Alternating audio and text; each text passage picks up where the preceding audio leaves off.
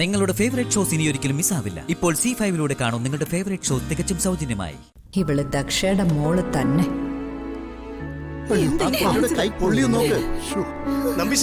Medicine കൊണ്ടുപോവാ വേഗം. വേണ്ട ഡാഡി, ചടങ്ങ് കഴിയട്ടെ.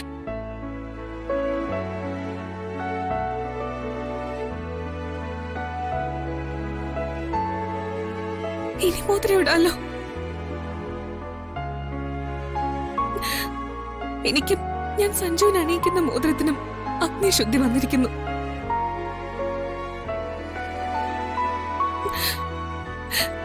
ഇതെന്റെ പ്രണയത്തിന്റെ അഗ്നിയിൽ ശുദ്ധമായ മോതിര.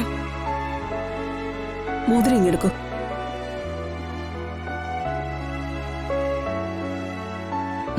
മോളെ, ചടങ്ങ് പൂർത്തിയാവട്ടെ.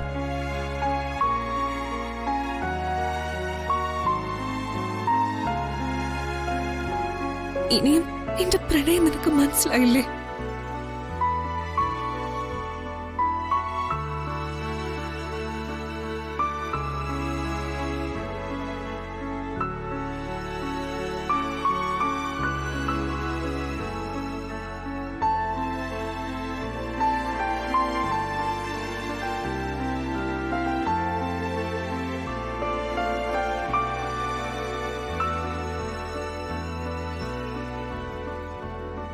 അയ്യോ മോളെ കാവേരി, അയ്യോ എന്താ പറ്റിയേ? അയ്യോ മോളെ, മോളെ കാവേരി, കാവേരി, അയ്യോ കാവേരി, എന്താ പറ്റിയേ? എന്താ എന്റെ മോളെ പറ്റിയത്? ചടങ്ങ് പൂർത്തിയായി.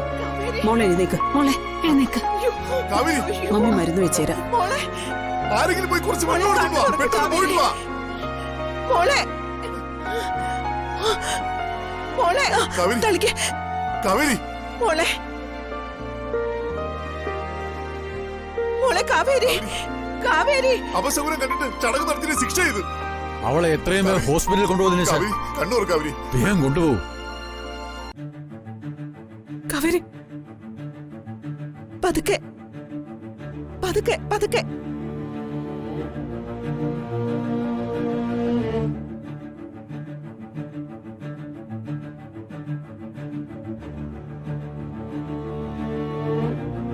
അച്ഛ, എന്തൊക്കെ അനർത്ഥങ്ങളെ കാണുന്നത്? എല്ലാം ദുർനിമിത്തങ്ങളാ. ഇതെവിടെ ചെന്ന് അവസാനിക്കുമെന്ന് എനിക്കറിയില്ല. മോനെ,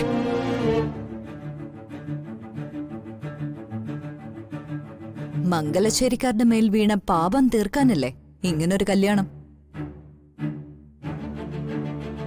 അണയാൻ പോകുന്ന വിളക്ക് ആളിക്കത്തുവെന്ന് പറയുന്നത് പോലെ പാപങ്ങൾ തീർന്നു വരുമ്പോഴുള്ള നിമിത്തങ്ങളായി കരുതിയാ മതി. അത് വിവാഹ ദിവസം വരെ കാണും. ചടങ്ങ് കഴിഞ്ഞ സ്ഥിതിക്ക് ഇനി നമുക്കെല്ലാം ഭക്ഷണമാവാം. വന്നട്ടെ. വരണം സാർ. ഇതൊക്കെ എല്ലാരും വരും.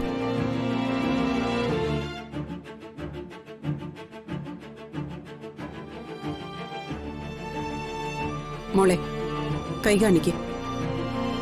ഈ മരുന്ന് പുരട്ട്. നല്ല പുകച്ചിലുണ്ടാവും. തൊലി അടർന്നു പോകാതെ നോക്കണം. ഞാൻ വേദനയൊന്നും അറിയുന്നില്ല മമ്മി. എന്നാലും തീക്കകത്തേക്ക് കൈയിടാനുള്ള ധൈര്യം മോക്ക് എങ്ങനെ വന്നു? സഞ്ജുവിന് വേണ്ടി തീയിൽ ചാടി മരിക്കാനും തയ്യാറായി നിൽക്കുന്നവളാ ഞാൻ. എനിക്കിതൊരു നിസ്സാര കാര്യം മാത്രം. നിന്നെ ഞാൻ കുറ്റപ്പെടുത്തുന്നില്ല മോളെ. നിന്റെ നിശ്ചയദാർഢ്യത്തിന് മുന്നിൽ തല കുമ്പിട്ട് നിന്നത് മംഗലശ്ശേരിക്കാരാ. നിനക്കുള്ള സ്നേഹം എന്താണെന്ന് സഞ്ജുവിന് മനസ്സിലായിട്ടുണ്ട്. മമ്മി ഇവിടെ നിൽക്കാതെ അങ്ങോട്ട് ചെല്ലും മമ്മി. ഓ ചെല്ല മമ്മി.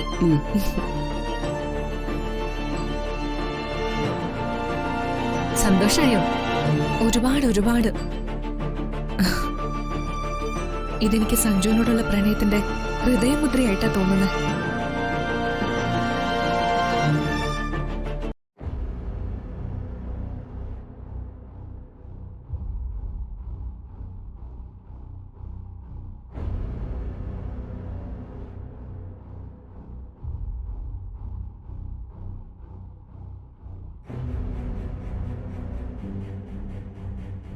സഞ്ജു,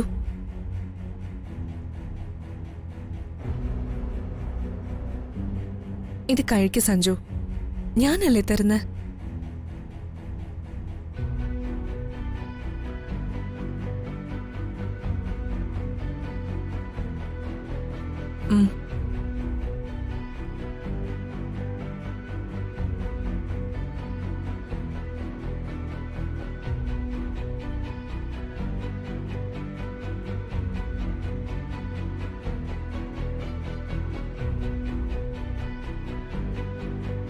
കഴിക്ക് സഞ്ജു.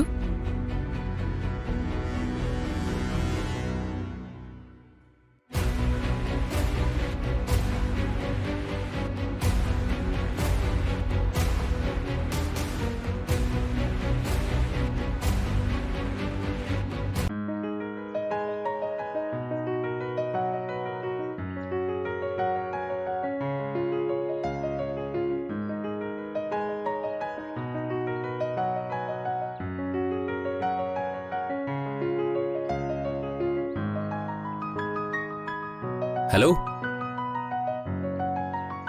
ലച്ചു ചേച്ചി,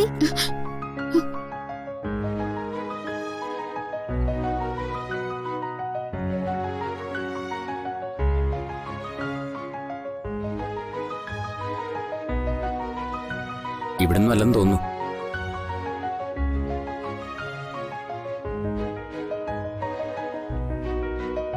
അയ്യോ ലച്ചു ചേച്ചി കരയുവാ? ഒന്നുമില്ല മോളെ.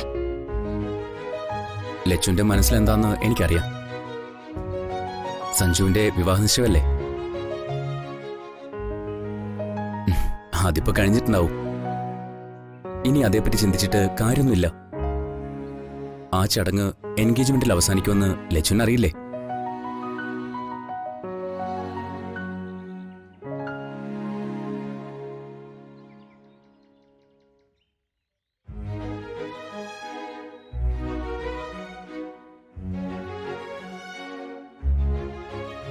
എന്താടോ, സ്വാതി സുഖപ്പെട്ട് വരുമല്ലേ?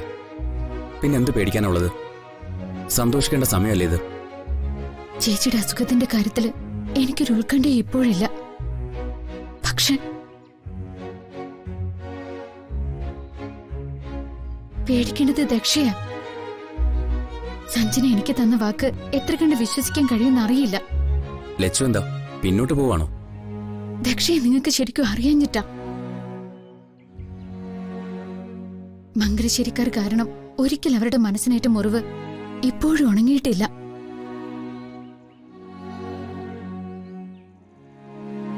ഈ കല്യാണം കൊണ്ടെങ്കിലും അവരുടെ പക കെട്ടടങ്ങട്ടെ എന്ന് കരുതിയ മുത്തച്ഛനും അമ്മയും വിവാഹത്തിന് സമ്മതം നൽകിയത്. വിവാഹ നിശ്ചയം കൂടി കഴിഞ്ഞിട്ട് ദക്ഷയെ ചതിച്ച അവർ പിന്നെ അടങ്ങിയിരിക്കില്ല. അവിടെയും ലച്ചുവിന് ദൈവം ഒരു വഴി കാണിച്ചു തരും. സ്വാതി ഉണരാൻ ഇനിയും സമയമുണ്ടല്ലോ. പിന്നെ ഞങ്ങളുടെ കൂടെ കൂടുന്നോ? ഡൗൺലോഡ് ചെയ്യൂ C5 ആപ്പ്. കാണൂ എല്ലാ എപ്പിസോഡുകളും സൗജന്യമായി.